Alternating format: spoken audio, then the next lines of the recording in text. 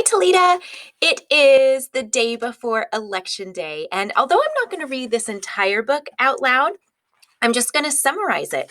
It's really exciting that we are having a presidential election. They happen every 4 years, and the person who is running for president has a lot of courage because that person believes they are the best fit to lead our country. A lot of times, the US president is known as the leader of the free world. They have a lot of powers, and it's always so important to keep that in mind when we're choosing who our president should be.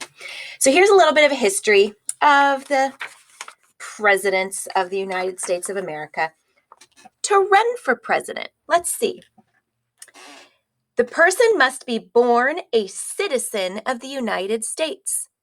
That is true. The president must know all the words to the Star-Spangled Banner. That's not true. The person must be at least 35 years old. That is true.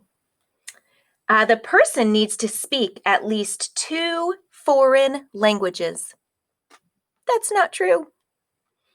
The person has to have lived in the United States for at least 14 years. That's true. The person is not to have served 2 previous 4-year terms as president. That is true. So you can do 4 years, and then if you're elected again, you get to do another 4 years. But then that's it. You can't do 8, or you can't do 12 years. All right, let's see. What else can we learn about the election and the presidents of the United States? So the political parties, the 2 main political parties, are the Republican Party and the Democrat Party. How did they get their symbols? The Republican Party is symbolized by an elephant. During Abraham Lincoln's 1860 campaign, a drawing of an elephant appeared in a newspaper article about him.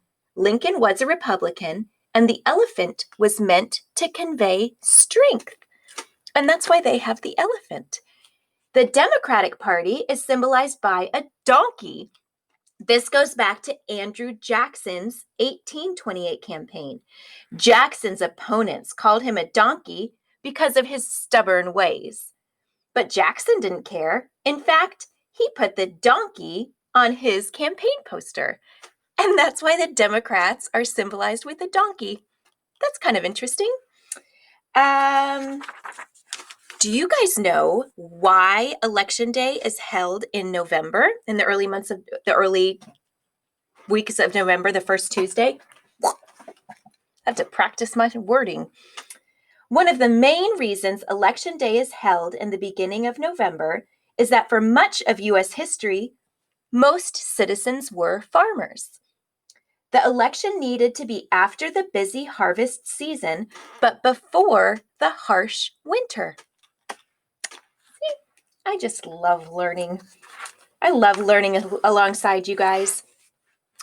You guys know we have 50 nifty United States. Which state do you think has produced the most U.S. presidents? It is Virginia. 8 called it their first home. Ohio is the second one. 7 presidents were born there.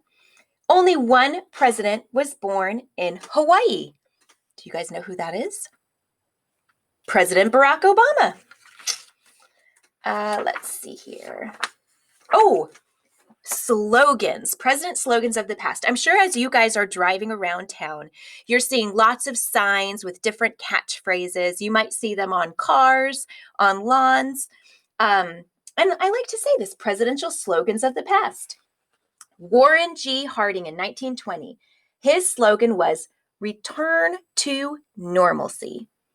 World War I had just ended, and Americans wanted to go back to their regular lives. Calvin Coolidge in 1924, his slogan was, "Keep cool with Coolidge." Dwight Ike Eisenhower in 1952, "I like Ike." Herbert Hoover in 1928, "A chicken in every pot and a car in every garage. Oh, unfortunately, Hoover's promise was not kept. In 1929, the stock market crashed and plunged our country into the Great Depression. It's optimistic, though. He wants to make sure everybody has something to eat and something to drive. And in Ronald Reagan in 1984, it's morning again in America. The economy was improving after Reagan's first term. So it's an optimistic slogan. Let's see here. What other historical facts did I want to flag and share with you guys? So the Electoral College. So I don't know if you guys realize this. We have two votes kind of that were happening with the elections. We have the popular vote, and that tracks which candidate received the most votes from the citizens of the United States. But we also have the Electoral College. And the Electoral College is not a university that you go to. It's not a school. The people are chosen by their party, either the Democrat or the Republican. They choose what person is going to represent in that Electoral College. Within all 50 states, there are 538 electors. So 538 people cast the vote in the Electoral College. And you have to have at least 270 to win. What else can I say about it? It's pretty much once the popular vote is called, I'm just going to read it. The candidates work hard for every vote they get. When all the votes are counted on election day, whoever receives the most wins what is called the popular vote. But believe it or not, whoever wins the most votes does not necessarily become president. Although every vote counts, the way a presidential election is ultimately decided is different than you might expect.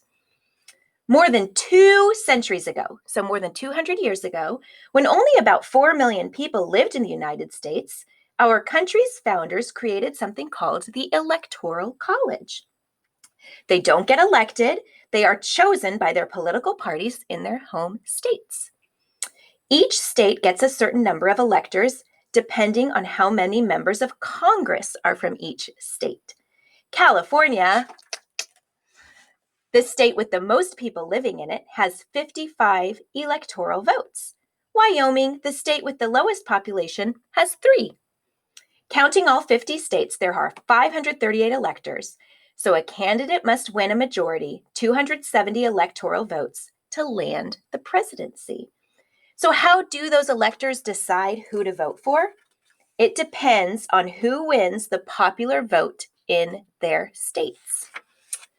So if more people in Arizona vote for Donald Trump than for any other candidate, then the state's 11 electors will all cast their votes for him. And so when the Electoral College was created, Americans, especially people living outside of urban areas, were much less informed about the candidates. So meaning urban, meaning the town. So back in the day, it was very rural, and they weren't living in the town getting newspapers and all the news on a regular basis. And so the founders wanted to ensure that citizens in less populated areas were represented in the presidential vote, as well as those in the big cities. So they did it out of kindness to make sure that everybody's voice was heard in a fair way. Well, there are definitely opinions these days about the Electoral College, but I just wanted to give you the facts of how the Electoral College came to be. And polls start coming in on election night at 6 o'clock, and we just see who comes in. What if there's a tie? What if, you see that shaking. What if it's 269 versus 269? How do we decide who the president is? The House of Representatives each casts, In the House of Representatives, each state casts a single vote, and the candidate with a majority wins. So there's all these protections of what to do if there's a tie or all that stuff. So tomorrow is going to be super exciting for us to find out who our next president will be, we have Donald Trump, the incumbent, the person who has been our president for the past 4 years, running against Joe Biden. Joe Biden happened to be a vice president for 8 total years. So we've got 2 people with experience running against each other. And I'm very anxious and very eager to see who will be our next president.